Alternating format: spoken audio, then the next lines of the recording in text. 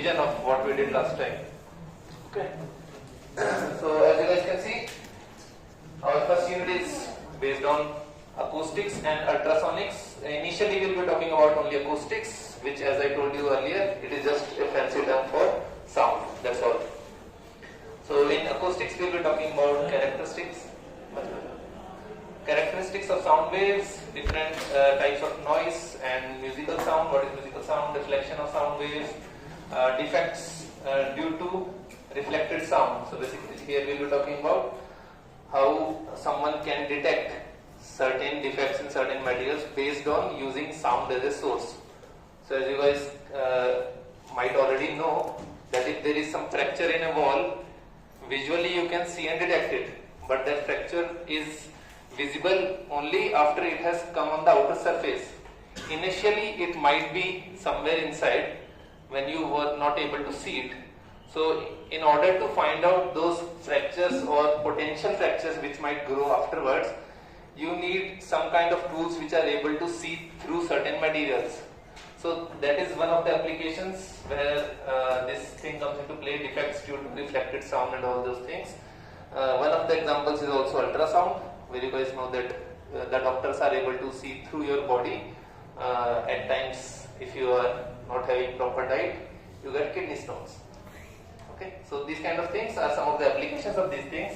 Next, we will be talking about reverberation, Sevine's formula, and more detailed things. So let's just quickly go through this thing. We talked about this thing previously also. Let's say science of sound. It talks about musical acoustics, electroacoustics, bioacoustics. All of these things, musical, electro, bio, and architectural acoustics, are nothing but the fundamental final applications of the chapter that you are studying right now, where these things will be applied afterwards. These are some final details that I told you previously also. This is the basically fundamental nature of how sound works and how it is produced.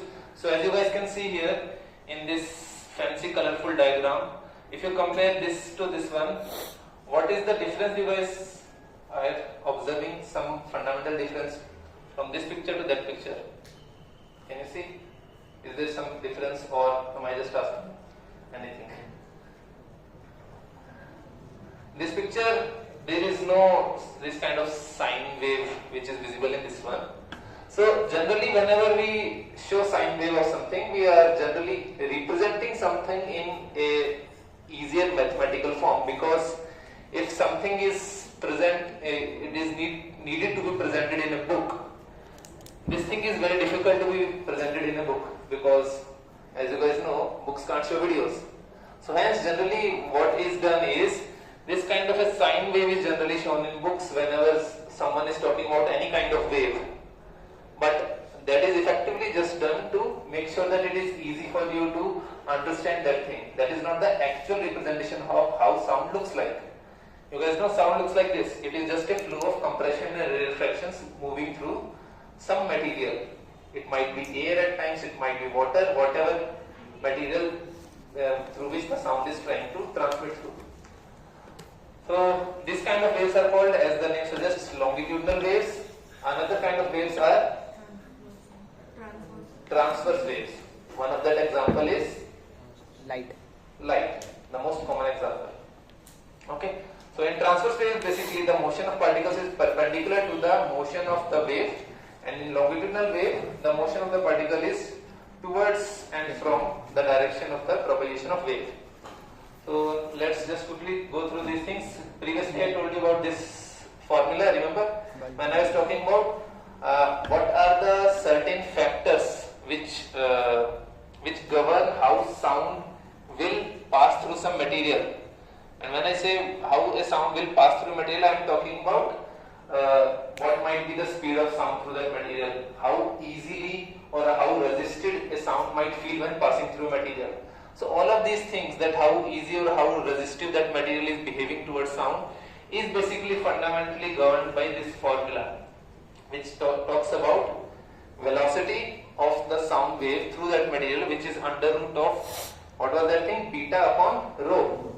Beta was bulk modulus, which talked about how much more or less compressed a material can be, and rho talked about how basic density of that material is by default when you are not applying any additional force on it.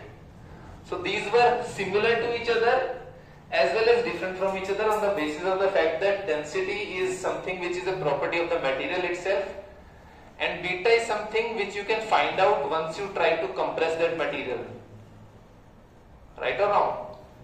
If a material is having some certain density and you try to compress it and increase its density, and that material is resisting that मुझे compress नहीं होना, तो वो जो उसका force है, तुमको जो रोक रहा है compress करने से, that force वो कितना है, सब material का same नहीं होगा.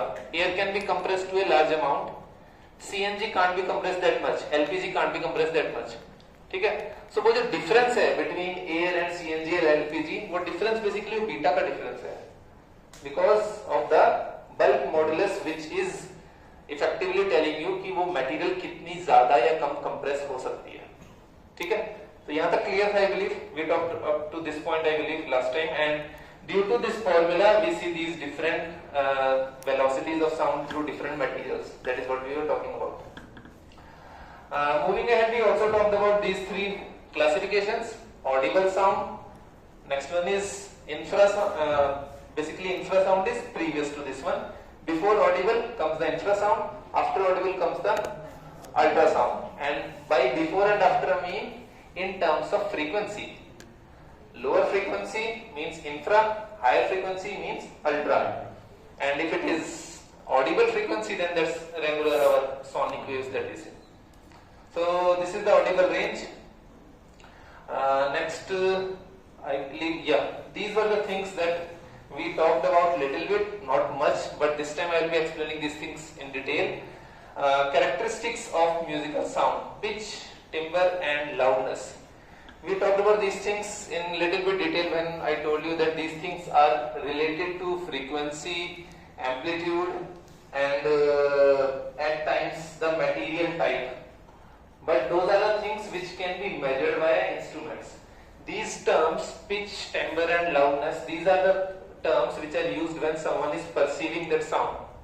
So when you are saying that someone is speaking out very shrill, then you are talking about pitch. And when you are saying that he or she is talking at, let us say 16 kilohertz, then you are talking about obviously frequency. So frequency and intensity are the things which you will say when you are able to say those numerical values which are measured by some instrument.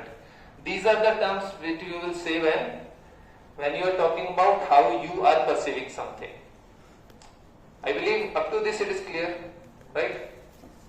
So next, let us give you a little bit more details about pitch and all of these other things.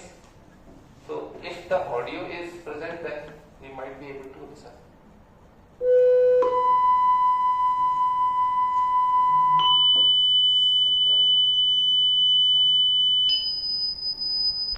I believe the volume needs to be good.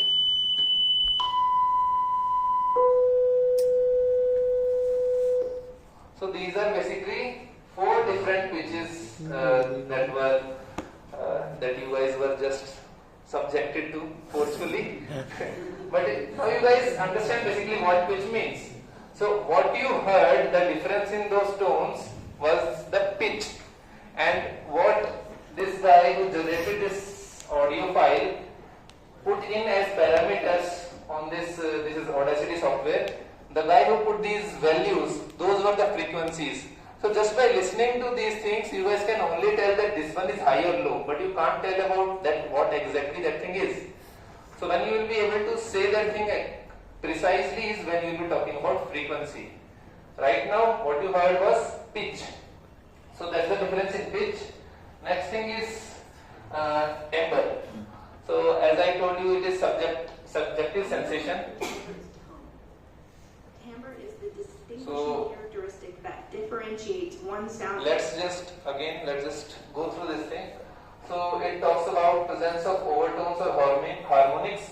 Does anyone have any idea about what are harmonics / overtones? Any rough idea? Sir जब overlap होती है कोई चीजें, जब दो different sounds overlap करते हैं, या फिर अगर वो ऐड हो रहा है तो इट बिकम्स अ कुछ ना कुछ इंटरेक्शन हो रहा है उन दो अलग अलग टाइप की साउंड वेव्स हाँ. में. So he is partially correct. What he is saying is he is telling us how those overtones are generated. ठीक है?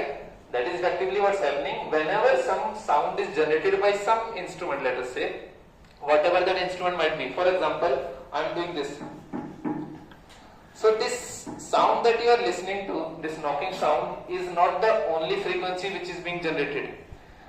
Whatever substance might exist in this universe, to which substance you are providing some kind of vibrational energy, that energy is never transmitted in a single frequency. That is always true. It is always transmitted in multiple frequency multiples. So there is a thing generally which you guys might have heard at some point of time. There is a thing called resonant frequency. सुना है कभी? Resonance. Resonance word सुना है? Generally किस चीज से related होता है? इंग्लिश वाइज अगर हम पूछें तो रेजोनेंस वाइब्रेशन से रिलेटेड सुना है, दैट इज ट्रू. और कुछ आइडिया किसी ने सुना?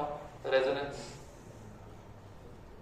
जब हम वैसे बोलते हैं इंग्लिश में कि him and me are resonating with each other, our thoughts are resonating with each other, ऐसे टर्म सुनी है कभी? सिमिलर कि मैच कर रही है चीजें, कुछ सिनर्जी काइंड ऑफ थिंग.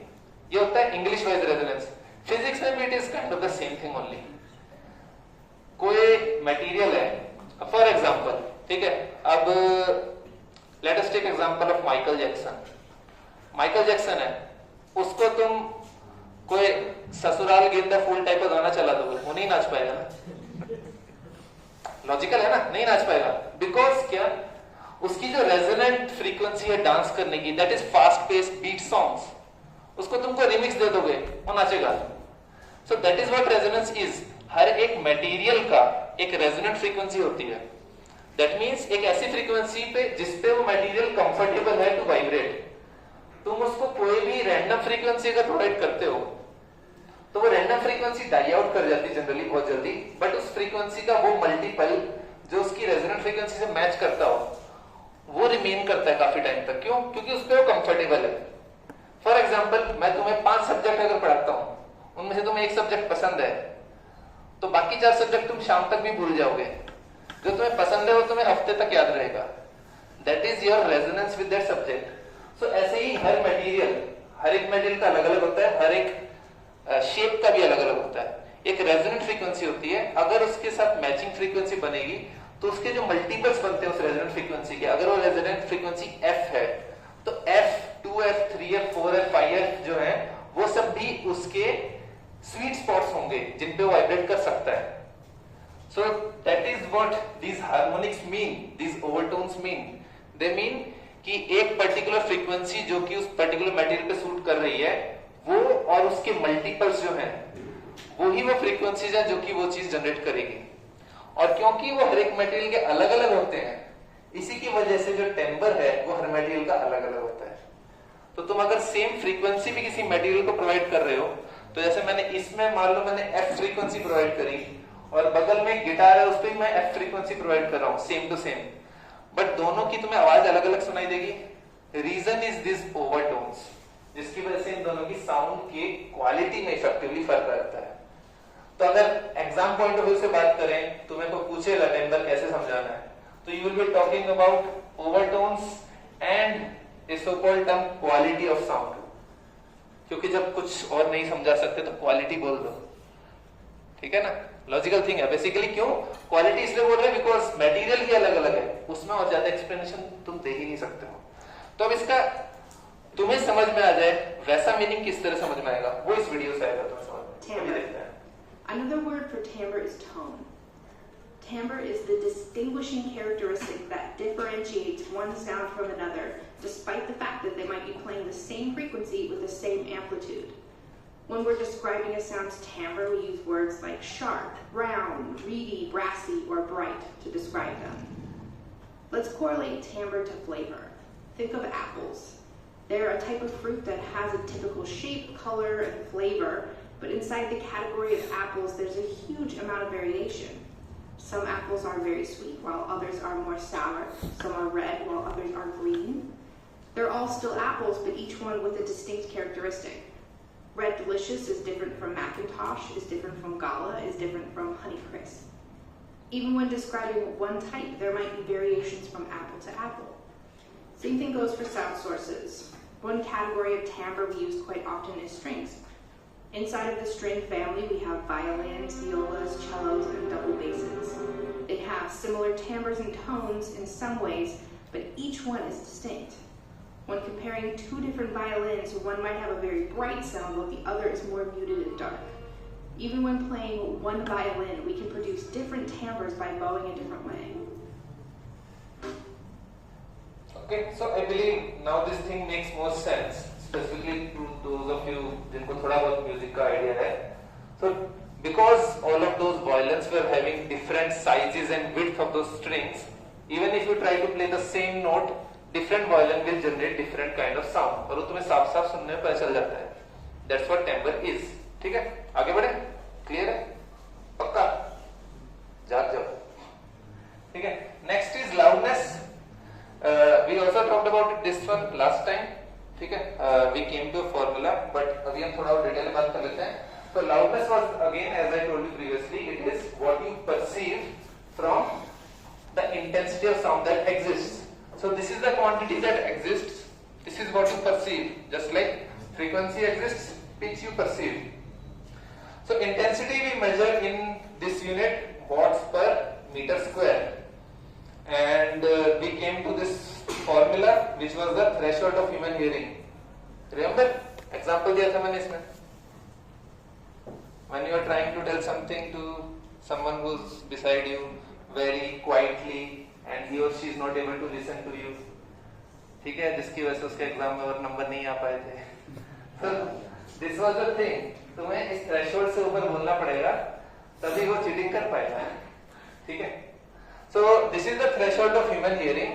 इससे कम इंटेंसिटी की अगर साउंड जनरेट होती है, जनरेट होने से मेरा मतलब है कि रिसीव इससे कम इंटेंसिटी अगर होती है तुम्हारे ईयर ड्रम्स पे, तो your ears are not sensitive enough to send signal to your brain that some sound has been received.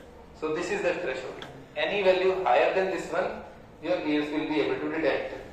अब इसी के रेफरेंस में, अब ऑब्वियसली हम इंसान हैं, हम अपने आप को बहुत ज्यादा इंपॉर्टेंस देते हैं, तो हमने इसको रेफरेंस माना दुनिया में जितनी भी साउंड्स की इंटेंसिटी होती है उनके लिए. सो जो भी हम डीबी में रेटिंग देते हैं किसी भी डिवाइस की या फिर किसी भी इंस्ट्रूमेंट की, वो हम इसके रेफरेंस में देते हैं. ठीक है? सो this is Weber-Fencher law, which tells loudness is equal to k times log to the base 10 of I, जो इंटेंसिटी की मैंने बात करी थी. Next what we talked about is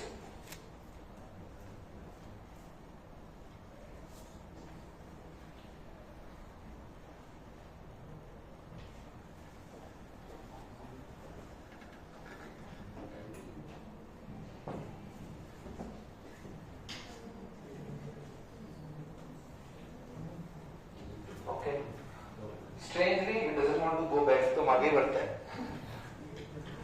So next we talked about this sound intensity level, जहाँ पे nothing but the same formula we are using, जहाँ पे हमने relative intensity की बात कर ली है. देखो intensity जितनी जनरेट हुई है divided by वो reference intensity. reference intensity कितनी थी? वैल्यू क्या थी? What was there? हाँ बैक पे क्या थी reference intensity? वो जो अंधेर नगरी में बैठे नीचे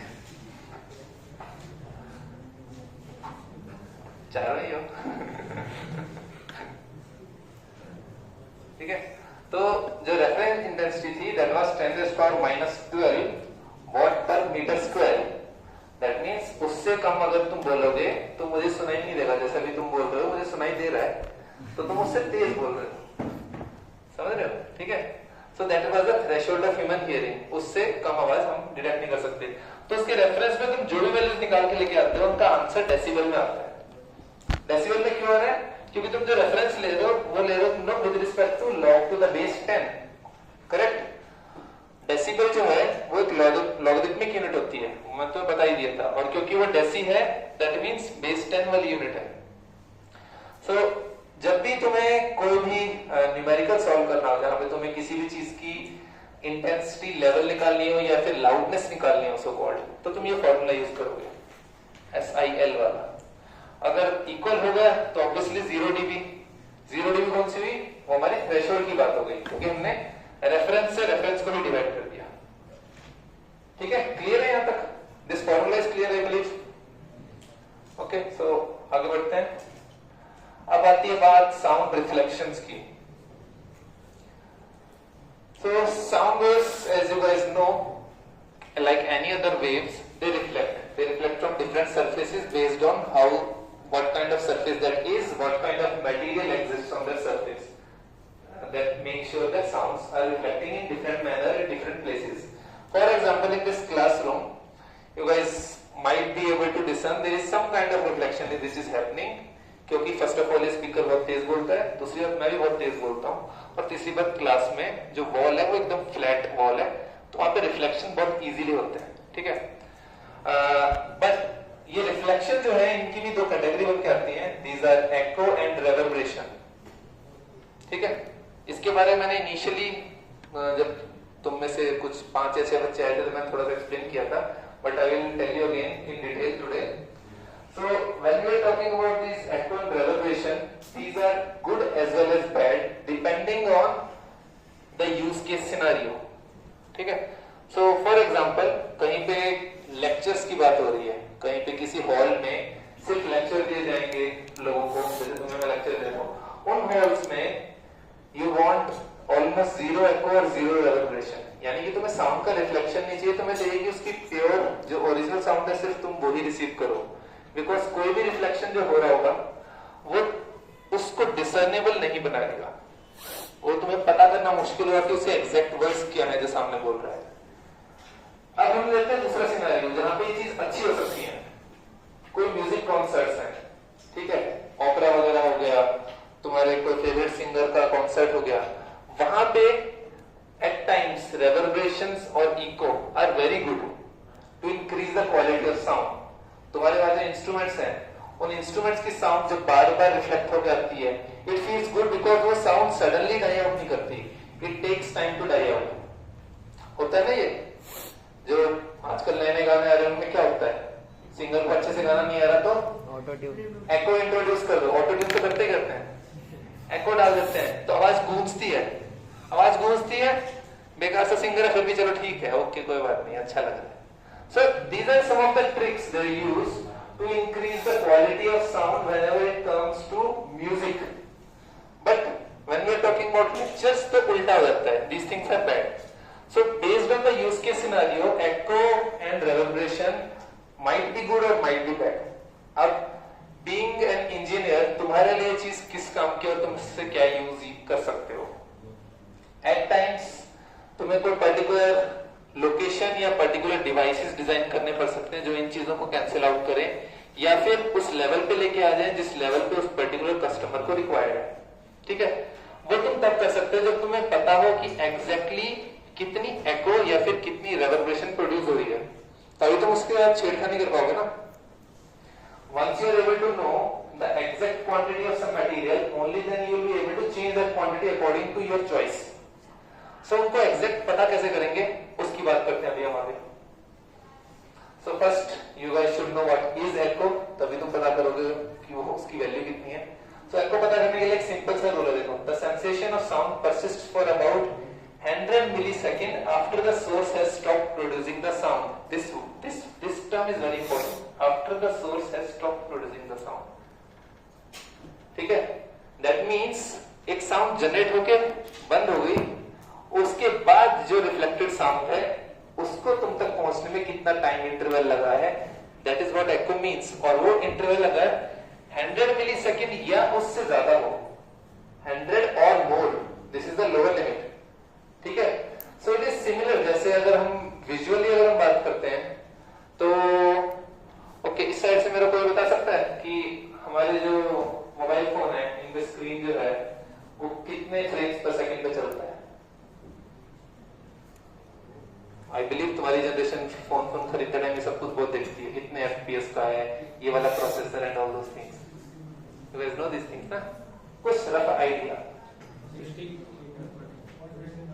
60, 120, ठीक है, महंगे वाले फोन ले रहे हो 120, 144 एट टाइम्स, ठीक है, but minimum it is generally 30, ठीक है, द मिनिमम वैल्यू इज 30, जो बिल्कुल सस्ते वाले फोन आ रहे हैं 4-5 हजार वाले, मिनिमम इट इज 30, उससे नीचे कभी नहीं जाएगा।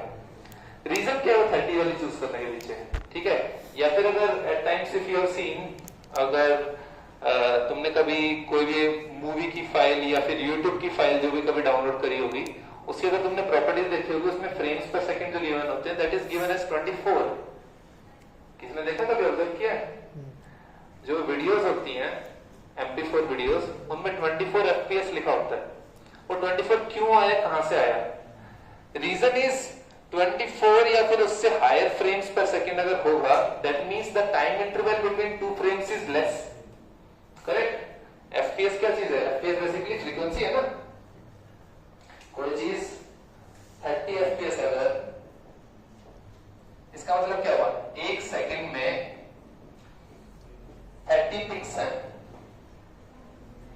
करेक्ट, 30 फ्रेम्स पर सेकंड। अगर कोई चीज 60 FPS है तो इसका मतलब क्या हुआ, एक सेकंड में 60 पिक्सल। तो एक सेकंड में अगर 60 पिक्सल, दैट मींस दो पिक्स के बीच का टाइम इंटरवल 30 के मुकाबले हाफ हो गया, correct? Basic logic, basic maths.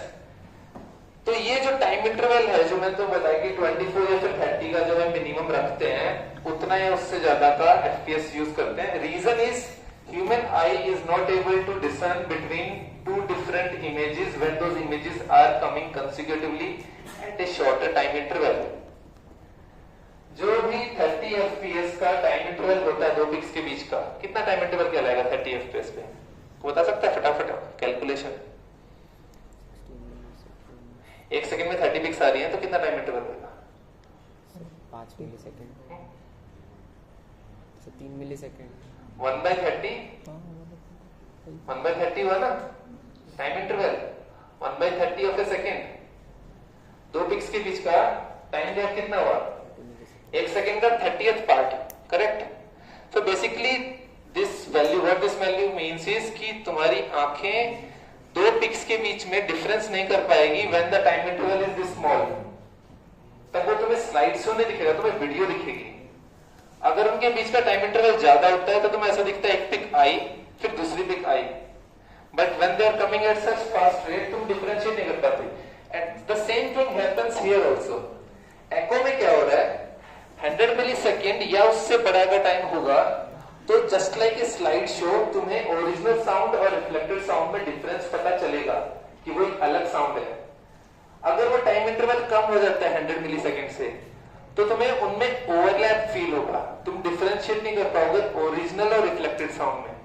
Just like अभी भी इस वॉल से, जो तुम्हारे पीछे वॉल है, उससे रिफ्लेक्शन आ रही है मेरी साउंड की, बट तुम लोग एग्जैक्टली पता नहीं लगा पा रहे हो, इतना फील हो रहा है कुछ तो गड़बड़ है, बट तुम डिफरेंशिएट नहीं कर पा रहे हो रिफ्लेक्टेड और मेरी ओरिजिनल साउंड में। कोई कर पा रहा है क्या? अगर कोई कर पा रहा है तो बताना, सुपर पावर्स किसके पास है, ठीक है?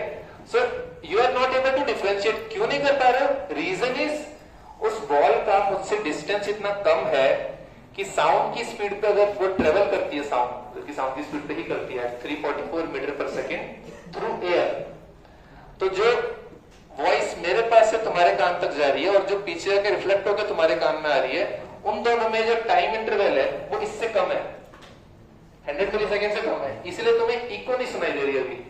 जो चीज अभी तुम्हें सुनाई दे रही होगी शायद वो है, आगे बढ़ते हैं इस समय का, ये वो है रेवर्बेशन। दिस थिंग, रेवर्बेशन में क्या हो रहा है, रिफ्लेक्शन हो रहा है, time interval less than 100 millisecond है, तो जो तुम्हारी ओरिजिनल साउंड और रिफ्लेक्टेड साउंड है वो ओवरलैप हो रही है एक दूसरे पे। तो ओरिजिनल साउंड स्टिल सिर्फ ओरिजिनल नहीं बच रही, उसके अलावा थोड़ा एक्सटेंड हो रही है। रीजन इज ओवरलैप 100% नहीं है, पार्शियल होता है, बिकॉज साउंड ट्रेवल करके दोबारा आ रही है तो उसको कुछ तो टाइम लग रहा है, ओरिजिनल साउंड के मुकाबले कुछ एक्स्ट्रा टाइम तो लग रहा है, बट वो 100 मिलीसेकंड से कम लग रहा है, इसीलिए वो रेवर्बरेशन कहलाती है। तो अभी मैं तुम्हें फटाफट एक बार दिखाता हूं कि एको होती क्या है। आई एम होपिंग कि चलेगा, लेट अस सी।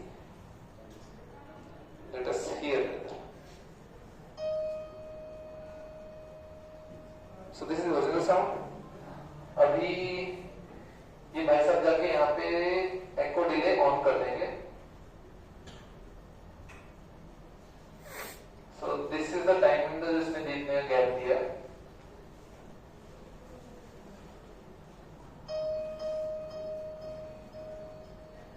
बेसिक चीज। सो जितना इसने टाइम विंडो का गैप दिया उतने गैप के बाद वो साउंड रिपीट कर रही है। This is not original echo, this is emulated one software में, बट फिजिक्स इज सेम। उस फिजिक्स को ये एमुलेट कर रहा है, करेक्ट। अब हम करते हैं रेवर्बरेशन पे।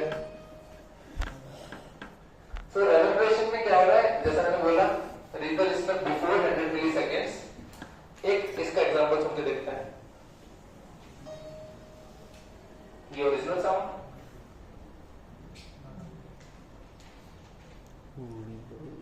अब इसने रेवर्बरेशन की वैल्यू बढ़ा दी।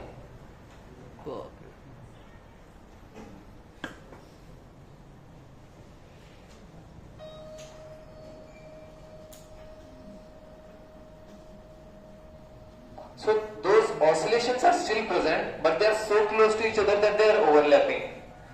तो तुम्हें कभी भी दो साउंड्स के बीच गैप नहीं फील होगा, बट ओरिजिनल से फर्क लगेगा क्योंकि वो एक्सटेंड हो गई है।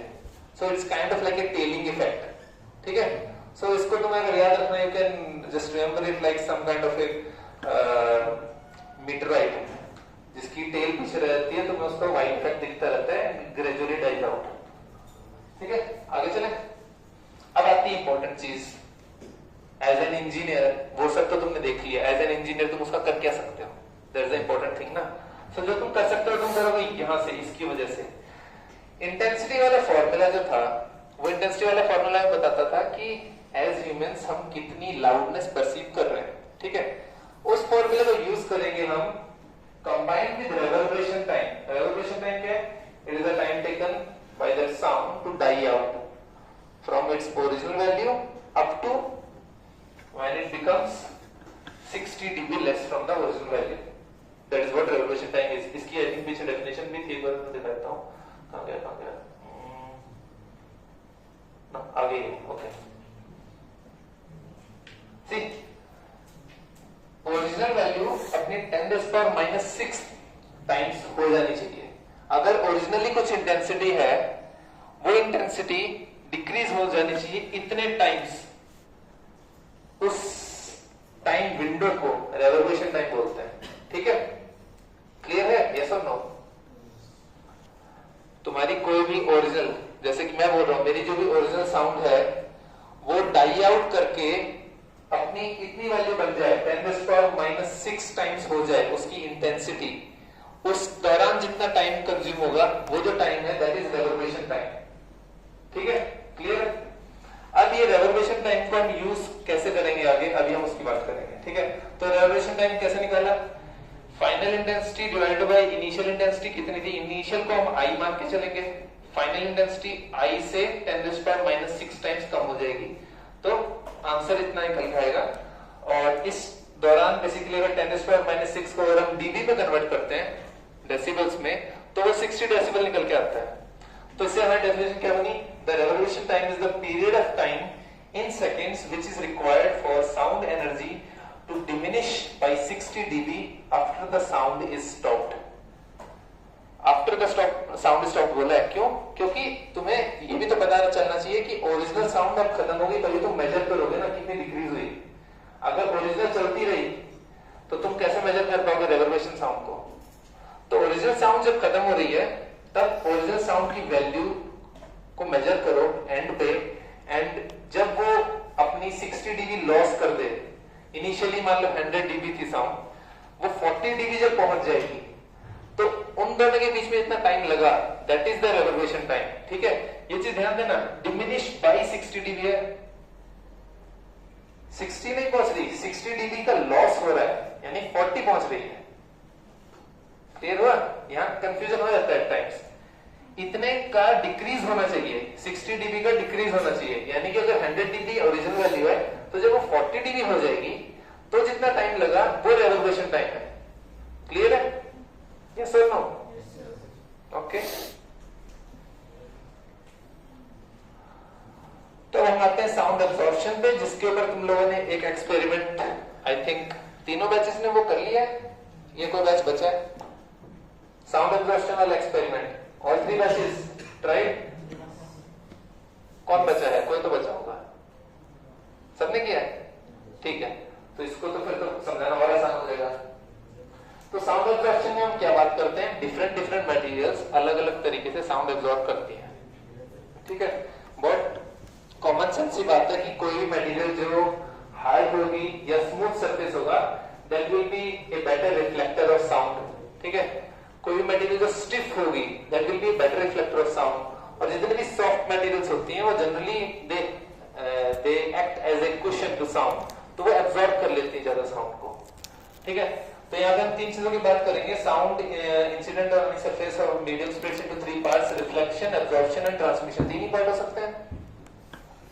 ओरिजिनली जिसने साउंड जनरेट करी, that is a source of energy, and as the definition, standard definition of energy says, energy can neither be created nor be destroyed, वही किसा बेटा सेंटेंस, ठीक है। बेसिकली इसका मतलब क्या है कि तुमने जो भी एनर्जी चीज को प्रोवाइड करी है वो सिर्फ रूप बदलेगी, वो खत्म कभी नहीं होगी, किसी ना किसी रूप में बदलती रहेगी। तो initially in terms of sound उसके पास 3 रूप है, कुछ पार्ट उसका रिफ्लेक्ट होगा, कुछ पार्ट उसका एब्जॉर्ब होगा, कुछ पार्ट उसका ट्रांसमिट होगा। सो हमने जो लैब में एक्सपेरिमेंट किया था उसमें हमने क्या मेजर किया था कि ट्रांसमिट फाइनली कितना हो रहा है, उसमें से हमने सब्ट्रैक्ट किया था कि बिना सैंपलिंग कितना ट्रांसमिट हो रहा था। यही किया था हमने जब हमने साउंड एब्जॉर्प्शन कोएफिशिएंट निकालने की कोशिश करी थी। What did we do at that time? We found out ideally sound की इंटेंसिटी कितनी थी, एक ऑब्स्टेकल लगाने के बाद कितनी इंटेंसिटी हुई, और उसका हमने डिवाइड किया विद आइडियल, यानी कि एक रेफरेंस के साथ डिवाइड कर दिया, और हमें एक वैल्यू अल्फा निकल के आया था, जिसने हमको एक रफ एस्टिमेशन दिया था कि ये जो डिफरेंट मटेरियल्स हैं, वुड, थर्मोकोल, हिटलन, कॉयर, ठीक है, ये हमने जो मटेरियल्स यूज करी थी, इनमें से कौन सी मटेरियल है जो एक बेटर साउंड एब्जॉर्बिंग मटेरियल की तरह बिहेव कर रही है, ठीक है। तो उससे हमने साउंड एब्जॉर्प्शन कोएफिशिएंट अल्फा निकाला था। अल्फा की यूनिट क्या थी, वो बता सकता है? Can anyone tell me alpha की यूनिट क्या थी? वो मेरा फेवरेट कॉर्नर, कोई तो बताओ, अल्फा की यूनिट क्या थी?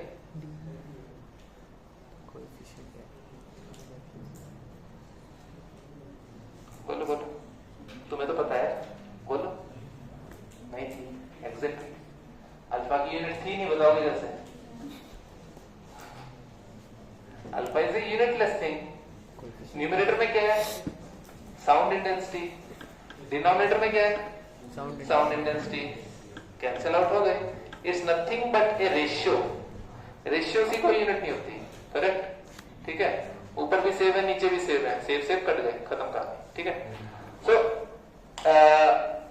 यहाँ वो ऐसा बता रखा है कि due to frictional resistance sound energy is converted into different forms, fibrous, porous materials, we guys know all these things. अब हम आते हैं इस पे जो मैंने तुमसे पूछा, अल्फा क्या है? Sound energy absorb by the surface, ठीक है। इसमें remember this is not just absorbed, although लिखा हुआ absorb, but it is actually the culmination of absorbed as well as reflected. क्योंकि तुमने देखा उस फॉर्मूले में क्या था, ओरिजिनली कितनी आ रही थी माइनस ऑब्स्टिकल के साथ कितनी आई है, उसमें कहीं भी ये बात नहीं हुई है कि वो जो सब्ट्रैक्ट हुई है वो वैल्यू सिर्फ एब्जॉर्ब्ड है या फिर रिफ्लेक्टेड भी है कि नहीं है। तो इफेक्टिवली जो न्यूमरेटर है उसको हम लिख रहे हैं एब्जॉर्ब, बट उसमें एक्चुअली रिफ्लेक्टेड वाला पार्ट साथ में ही कंबाइंड काउंट हो रहा है, ठीक है। So you guys think in that logical terms, don't just assume that it is just completely absorbed only, ठीक है। वरना फिर हम जो 3 चीजें बता रहे थे उसमें से तुम बोलोगे पहली वाली कहां चली गई, वो पहली वाली इसके साथ है, ठीक है। Divided by total sound energy incident on the surface. So you guys know all these things. इसमें से एक important चीज है, a unit area of an open window is selected as a standard for sound absorption. अब ये open window कहां से आ गई, किसने खिड़की खोल दी है, ठीक है, अचानक से आउट ऑफ नोवेयर एक विंडो है जो ओपन हो गई है, ठीक है। सो क्या है, बेसिकली एक स्टैंडर्ड डिसाइड किया गया था। इट इज सिमिलर टू, जैसे तुम लोगों ने अगर कभी प्रीवियसली क्लासेस में अगर तुमने पढ़ा होगा ब्लैक बॉडी रेडिएशन, नाम सुना हुआ है ना कहीं ना कहीं। तो बेसिकली उसमें हम एक एग्जांपल लेते हैं उस टाइम पे, जो जितना मुझे याद है, कि there is a hollow cavity जिसमें दूसरा एंड जो है वो बहुत बड़ा है, बट एक स्मॉल होलो कैविटी है, उसमें लाइट एंटर करती है और कभी बाहर नहीं आ पाती। करेक्ट? ब्लैक बॉडी रेडिएशन का एग्जांपल है ना ये। एक्चुअली उसी के एनालॉगस है in terms of sound. Open window का कॉन्सेप्ट जो है वो ये बोलता है कि ऐसा open area in your acoustical chamber जहां से अगर साउंड जाए तो वापस ना आए। This is basically analog of black body radiation in terms of sound. So जो इसने स्टैंडर्ड ओपन विंडो बोला है, बेसिकली एक स्टैंडर्ड 1x1 मीटर का एक ओपन एरिया होता है जिसको हम स्टैंडर्ड चूज करते हैं इन टर्म्स ऑफ साउंड। अब हम उससे करेंगे क्या, हम आगे उसकी बात करते हैं। So unit of absorption is open window unit, नाम ही उसके ऊपर रख दिया, सिंपल चीज है। अभी जो हम देख रहे थे ये अल्फा जो है उसकी कोई यूनिट नहीं होती, but that was absorption coefficient. हमने हमेशा सुना है whenever there is a coefficient, वो कोएफिशिएंट किसी न किसी वैल्यू से मल्टीप्लाई होकर तो कुछ ना कुछ एक्चुअल आउटपुट देता है ना। Coefficient is nothing but A multiplicative factor, right? तुम लोगों ने आज तक कभी भी जिंदगी में कहीं भी देखा है जैसे कि h न्यू में h क्या होता था, कोएफिशिएंट होता था। New was the variable, energy वो क्वांटिटी थी जिसकी बात हो रही थी। Similarly alpha is just a coefficient, उसके साथ कुछ तो होगा जिसके साथ मल्टीप्लाई करके कुछ रियल क्वांटिटी दे रहा होगा, और जो रियल क्वांटिटी है वो ये है एब्जॉर्प्शन। कोई मटेरियल या फिर कोई कमरा कितनी अच्छी एब्जॉर्प्शन दे रहा है, उसमें एब्जॉर्प्शन कोएफिशिएंट भी यूज होगा, बट फाइंड जो तुम आप करोगे वो करोगे तुम एब्जॉर्प्शन कितना हो रहा है। तो एब्जॉर्प्शन जब तुम्हें निकालना है तो उसकी कुछ यूनिट भी होनी चाहिए, फिजिक्स में हो ना, यूनिट तो चाहिए। तो वो जो यूनिट है that is open window unit, OWU। So it is also named as Sabine. Seven बोलो सेबाइन बोलो, तुम्हारी मर्जी है, उसका नाम तुम बिगाड़ सकते हो जितना चाहे। तो rather than open window unit तुम लोग उसको वन सेबाइन बोल सकते हो या वन सेविन बोल सकते हो, after the scientist who established it. तो एज ऑलवेज साइंटिस्ट अपने नाम पे उसकी यूनिट टिका देता है, ठीक है। So see, this is the definition. 1 meter square sabine is the amount of sound absorbed by 1 square meter of fully open window. Window पूरी खुली है, उसमें से साउंड जा रही है, जाने दो। तो इसीलिए जैसे कि यहाँ विंडो खुली है तो बाहर जो भी वो लोग कर रहे होते हैं सारी की सारी साउंड यहाँ आती है। तो अगर ये विंडो 1 मीटर बाय 1 मीटर की होती तो that means 1 sabine of sound is being absorbed by this room from the outside environment, ठीक है। सिमिलरली मैं जो यहाँ बोल रहा हूँ विंडो ओपन है, बाहर जो मेरी साउंड जा रही है, अगर वो विंडो का एरिया 1 मीटर बाय 1 मीटर है तो effective absorption happening in that area is 1 Sabine. ये मीनिंग है इस बात का। दोबारा समझाओ, डाउटफुल है? हाँ सर। दोबारा, ठीक है, क्लियर है? थोड़ा सा बताते हैं दोबारा, क्योंकि इसमें डाउट होता है बच्चों को, ठीक है। यहाँ पे जितनी भी साउंड जनरेट हो रही है, अगर वो तुमसे पूछे कि ये पर्टिकुलर वॉल है, मैं तुमसे ये पूछूं कि ये सामने वाली जो वॉल है, इस वॉल में देख ले कि ये विंडो है, और ये विंडो जहां तक मुझे दिख रही है अराउंड 2 मीटर बाय 2 मीटर है ऑलमोस्ट, ठीक है, लगभग, not exactly, but it is around 2 metre by 2 metre. So अगर मैंने इसका सारा ये जितना भी कांच है वो हटा दिया और एक कंप्लीटली ओपन विंडो, और बाहर कोई वॉल भी नहीं है, ओपन एरिया है, और मैं पूछूं कि इस वॉल का एब्जॉर्प्शन कोएफिशिएंट बताओ, तो other than the absorption done by this wall you will add this 2 metre by 2 metre square, यानी कि 4 sabine will be the absorption of this wall. 4 सेबाइन added in जितना बचा हुआ एरिया उसके ऊपर absorption जो भरा होगा, ठीक है। So that is how it works. So जो बचा हुआ भी जो एरिया है उसके ऊपर अगर कुछ absorption की वैल्यू निकल के आएगी उसको भी तुम्हें सेबाइन में ही लिखना पड़ेगा, समझ रहे हो। मान लेते हैं एक वॉल है जिसमें विंडो ही नहीं है, उस केस में क्या करें, जो भी absorption हो रहा होगा जो तुम उस अल्फा वाले तरीके से निकालोगे। हमने क्या किया था, अब हम जाते हैं हमारे लैब के एक्सपेरिमेंट पे। लैब के एक्सपेरिमेंट में जो तुम्हारा जो सैंपल था उस सैंपल में तो कोई विंडो नहीं थी, स्टिल हम अल्फा ही निकाल रहे थे। तो उसमें जो अल्फा निकला था उस अल्फा को यूज करके जो तुम एब्जॉर्प्शन की वैल्यू निकालोगे उसको तुम सेबाइन की यूनिट्स में लिखोगे। तो basically it is an equivalent thing of representing something in terms of an open window. Meaning समझ में आया? ओपन विंडो जब एक्चुअल में भी एग्जिस्ट नहीं कर रही, बट कोई मटेरियल कुछ साउंड एब्जॉर्ब कर रही है, तो तुम उस मटेरियल की एब्जॉर्प्शन की जो पावर है उसको तुम इन टर्म्स ऑफ ओपन विंडो बताते हो। और जब तुम वो बताते हो तो तुम ये बोलने के साथ साथ ये भी बोलते हो कि अगर वो इतने ओपन विंडो के इक्विवेलेंट एब्जॉर्ब कर रही है तो मतलब अब तुमने अज्यूम कर लिया बाकी मटेरियल जो है वो कुछ भी एब्जॉर्ब नहीं कर रही। समझ में आया? ये वॉल अगर 1 सेबाइन का एब्जॉर्प्शन दिखाती है तो मैं मानूंगा कि इस वॉल में 1 मीटर बाय 1 मीटर की एक विंडो खुली है और बाकी पूरी की पूरी वॉल ट्रांसमिटिंग है। समझ रहे हो कि सिर्फ उतना एरिया है जो एब्जॉर्ब कर रहा है, बाकी सारा एरिया परफेक्ट है, वहां कोई एब्जॉर्प्शन नहीं हो रहा। This is what this 1 Sabine means. पक्का? डाउट है पूछ लो, फिर से बता देते हैं। नो प्रॉब्लम, क्लियर है? पक्का? ठीक है। Still when you guys will read it, अगर डाउट आता है नेक्स्ट क्लास में दोबारा पूछ लो, कोई इश्यू नहीं है। ठीक है, मेरे को मैसेज ड्रॉप कर दो जाए तो टाइम होने वाला है, क्या तैयार हो गए तुम लोग? ठीक है। सो अभी वैसे अटेंडेंस भी लेनी है, जस्ट ये लाइन खत्म करते हैं। तो for example when alpha is equal to 0.5, जब एब्जॉर्प्शन कोएफिशिएंट अगर 0.5 है, this means that 50% of incident sound energy will be absorbed by the unit area. बात यूनिट एरिया की हो रही है। देखो एरिया हमेशा तुमने वो यूनिट मान के चलना है सेबाइन की टर्म्स में, बट अल्फा जितना होगा उसके बेस पे उसके मल्टीपल्स में वो आंसर आता जाएगा।